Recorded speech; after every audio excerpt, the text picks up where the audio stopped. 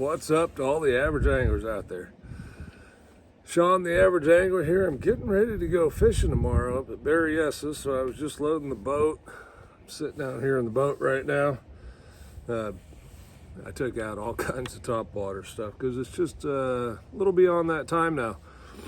And I wanted to talk to you about a rod. I'm usually one to not believe that I need to spend too much money on rods. It's a little bright out here. I'll need the reading glasses though when I read the rod to you.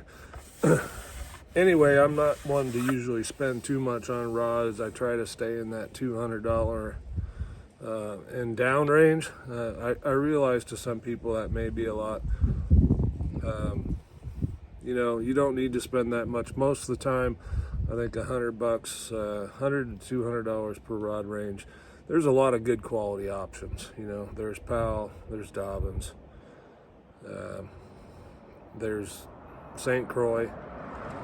The list goes on and on. 13 Fishing probably has some. I'm sure Daiwa, Shimano both have some in that range. So anyway, that's your choice what you like. I like Powell, I like St. Croix, and I like Daiwa. That's the majority of what I have, although I do have some others mixed in there. iRod is another one that has some really nice, affordable quality rods with great warranty. There is a time where I believe spending more is worth the money. And that's on a spinning rod. Mostly for finesse techniques, particular light line stuff, light line, lightweight, can make a big difference because you need a rod that's going to load properly to set the hook, as well as be sensitive enough, cast well with the lightweight. And I have this rod. It is a loomis IMX Pro. Okay, it's the Ned. It's got the Ned rig symbol on it. It is a 882 NRR Ned rig rod. 7'4", 1/8 to 3 ounce, 8 to 12 pound test, extra fast action. This rod, I happen to get a pretty good deal on it. Okay, typically they're about $400.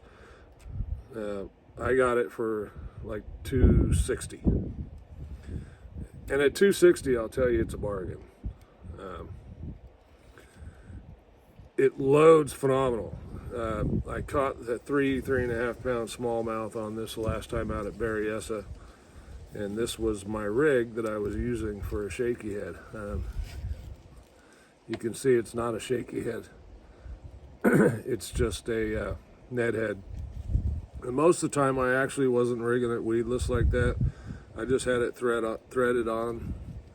But the fish tore it up pretty good, so I rigged it that way to get another couple fish out of it. Anyway, the sensitivity and the loading of this rod is incredible. It casts so much better than some of my other rods. Okay, now I have some other spinning rods that are 7'4", and they don't cast the lightweight quite like this does, and I think that's just because of the way it loads. And then on the hook set, when you reel into them, you get a nice tip bend, and then it hits backbone, and it's just phenomenal for fighting fish on light line. And this isn't that light because it's set up for when I was fishing stripers and clear lake. So there's actually 10 pound fluorocarbon on it to 12 pound. What is that stuff? Jesus criminy, getting old sucks. Sunline braid, 12 pound braid, and that's a Daiwa Procyon reel. Saltwater, it's their saltwater edition.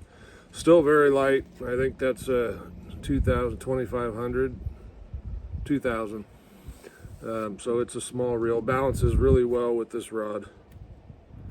And yeah, so I think, you know, 1 or 2, depending on where you fish. Now, if you're smallmouth fishing all the time in the north, you need to spend some money on a couple of rods, maybe even 3 or 4 high-end rods, because it makes a big difference when fighting those big fish. Here, most of the time I can get away with a bait caster, but on occasion, there's techniques and times to throw the light line. Winter's one of them. So anyway, I really like this rod. It was worth the money.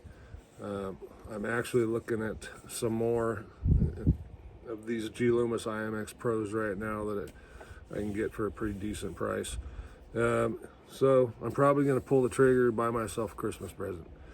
Anyway, stay tuned. We will have we're gonna record tomorrow. So we'll have some highlights. We'll go over some tips and techniques while we're out there, tell you what we're doing, what we're looking for, that kind of stuff. Hopefully you'll see some fish catches. I hope. It's a long drive for me. It's about 2 hours 45 minutes each way. So I do expect to catch fish when I go. And as mentioned in my previous video, tomorrow's weather I think is looking pretty good for to get the fish up and active. So keep looking out for that. We will see you soon. Thanks for watching. Please like and subscribe if you can. I really appreciate it to help grow the channel and get those subscribers up. We're doing pretty good around here lately. So thanks a lot to those that are new subscribers. I really appreciate it. Fish on. Y'all have a great day.